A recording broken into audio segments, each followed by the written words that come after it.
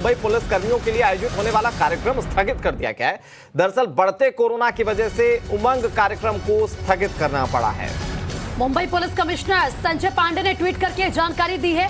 सूत्रों का दावा है कि बदलते राजनीतिक हालात की वजह से कार्यक्रम स्थगित किया गया है, लेकिन सूत्रों की माने तो पुलिस कमिश्नर जिस तरह से हाल के महीनों में बीजेपी और एमएनएस पर एक्शन लेते रहे हैं, ऐसे में बदलते राजनीतिक समीकरण के चलते दबाव में है। 30 जून के बाद रिटायर होने वाले हैं पांडे। शिवानी हमारी सहयोगी ज्यादा जानकारी के साथ जुड़ गए। शिवानी, क्या ये पूरा मामला है और इसे कैसे देखना चाहिए? क्या ये मौजूदा समय में जो पूरा राजनीतिक घटनाक्रम चल रहा है, ये पूरी खबर उससे जुड़ती है?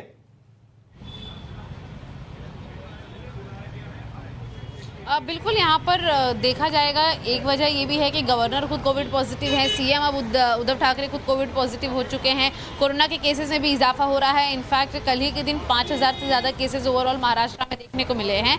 कोविड के चलते इसके पहले भी जो उमंग फेस्टिवल है वो कैंसिल किया गया था। और यहाँ पे एक सबसे पहले मैं टुकड़ी की बात करती हूँ, जिस खबर पर फिलहाल देश की नज़र है। और आप देख सकते हैं मुंबई पुलिस की कितनी बड़ी टुकड़ी जो है वो सेना भवन के बाहर यहाँ पर लाई गई है।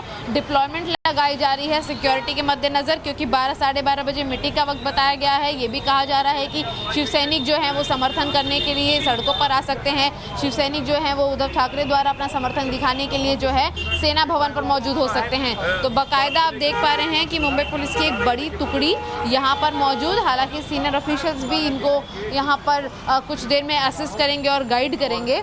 तो कुछ इस तरीके की तस्वीरें हैं कि तैनाती काफ़ी ज़्यादा तेज़ हो चुकी है। दूसरी चीज़, हम उमंग फेस्टिवल की बात कर रहे थे, तो उमंग एक ऐसा सेलिब्रेशन है जो कि मुंबई पुलिस की प्रोत्साहन को बढ़ाया जाता है, उनको अप्रिशिएट करने का एक तरीका है। लेकिन कोविड के बढ़ते केसेस के चलते पहले भी 2 बार उसे कैंसिल किया गया है। इसको इतने ज़्यादा बड़े पैमाने पर मनाया जाता है कि बॉलीवुड के सभी सेलिब्रिटी यहाँ पहुँचते हैं, पॉलिटिकल डिग्निटीज़ जो है यहाँ पर पहुँचते हैं। लेकिन फिलहाल हमने जिस तरह से देखा कि कुछ दिनों पहले भी जो है संजय पांडे सीएम के घर पहुंचे थे, वर्षा पर भी, फिर वो पहुंचे थे मातोश्री पर भी। तो कहीं ना कहीं ऐसी कोई भी इवेंट नहीं रखा जाएगा जिसमें कि पॉलिटिकल डेवलपमेंट देखी जाए, पॉलिटिकल डिग्निटीज़ एक साथ एक मंच को साझा करें। क्योंकि साफ तौर पर यहाँ पर किसी के साथ, एक पार्टी के दूसरे नेता के साथ खड़े होने की तस्वीरें भी कई सारी न्यूज़ को और ज़्यादा बढ़ावा देंगी। इसके चलते भी इसे देखा जा रहा है कि इंस्ट्रक्शंस पॉलिटिकल एंगल से लिया गया है कि उमंग को कैंसिल किया जाए। क्योंकि मुझे बेहद अच्छे तरीके से याद है कि जब 500 के करीब केसेस मुंबई महाराष्ट्र में आ रहे थे, उस वक्त हमने हेल्थ मिनिस्टर से पूछा था, तो हेल्थ मिनिस्टर ने ये कहा था कि नई गाइडलाइंस नहीं इशू की जाएंगी, क्योंकि ये वही महाराष्ट्र है जिसने 60,000 से 80,000 केसेस भी प्रतिदिन देखे हैं। तो यद्यपि ये वही महाराष्ट्र है, तो उमंग जैसा फेस्टिवल क्यों कैंसिल करना पड़ रहा है? सही कहा शिवानी, आपने लौटेंगे आपके पास। लेकिन एक और बड़ी खबर, 12 बागियों को डिप्टी स्पीकर भेज सकते हैं नोटिस से जानकारी मिल रही है। शिवसेना की शिकायत पर ये नोटिस भेजा जा सकता है। इस वक्त की बड़ी खबर आपको बता दें, 12 बागियों को डिप्टी स्पीकर नोटिस भेज सकते हैं। वो 12 विधायक कौन से होंगे? हालांकि ये बात तो साफ है कि एकनाथ शिंदे के ग्रुप के ये वो तमाम एमएलएज होंगे जिन्हें अयोग्य घोषित करने की मांग की गई थी। और ये शिवसेना को कैसे फायदा दे सकती है? दरअसल इसे समझिए, क्योंकि अयोग्य ये घोषित हो जाएंगे, उसके बाद वो जो 37 का आंकड़ा है उसे शिंदे गुट नहीं छू पाएगा। और ऐसे में जो दल बदल कानून है वो लागू हो सकता है, बाकियों की भी जो सदस्यता है वो जा सकती है।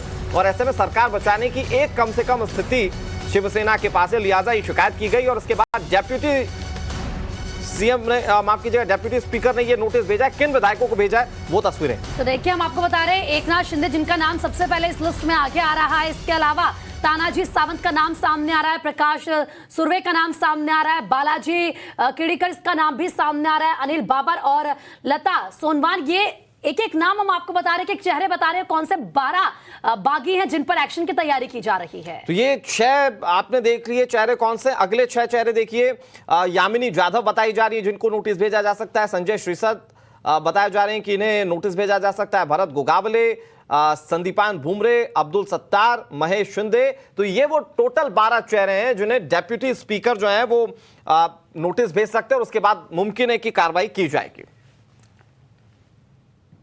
और रंजिता हमारी सहयोगी ज्यादा जानकारी के साथ जुड़ी हुई है। रंजिता, अभी कुछ देर पहले ही जब संजय राउत सामने आया था तो उन्होंने कहा था कि अब कार्रवाई की जाएगी, अब कार्रवाई वाले एक्शंस जो है वो देखने को मिलेंगे। तो क्या ये उसी का हिस्सा माने जब 12 बागियों को डेप्यूटी स्पीकर नोटिस भेजने जा रहे हैं?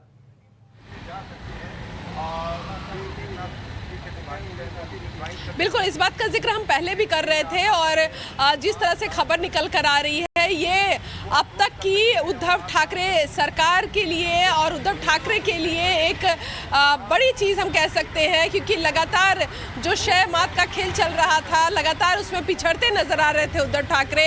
विधायक एक एक कर सूरत से अहमदाबाद गुवाहाटी पहुंच रहे थे और उनकी संख्या, जो विधायकों की संख्या, उसमें कमी आ रही थी। लग रहा था सरकार जो है वो एक तरह से अब सरकार जो है गिरती नजर आ रही है। उद्धव ठाकरे चाहकर भी उसे बचा नहीं पा रहे हैं। लेकिन इन 12 विधायकों पर अगर कार्रवाई होती है, जो लग रहा है, जो खबरें निकल कर आ रही है कि डिप्टी स्पीकर के पास जो लेटर दिया गया है और जो कहा गया है कि इन पर कार्रवाई होनी चाहिए, सस्पेंड करार होने चाहिए, ये कहीं ना कहीं उन तमाम विधायकों पर भी दबाव डाल सकती है जो विधायक अभी गुवाहाटी में मौजूद है, क्योंकि ये अपने आप में उन विधायकों के लिए भी नियम तोड़ना कुछ उसी तरह का होगा जिस तरह से इन 12 विधायकों पे अगर कार्रवाई हो जाती है तो। जी बिल्कुल रंजीता, आपने सही कहा। एक बार फिर से अमित का रुख कर लेते हैं। अमित, एक सवाल ये कि जिन 12 बागियों का जिक्र किया जा रहा है, उनके चेहरे हमने अभी दिखाए टाइम्स ऑफ भारत पर एक्सक्लूसिवली, लेकिन मेरा सवाल ये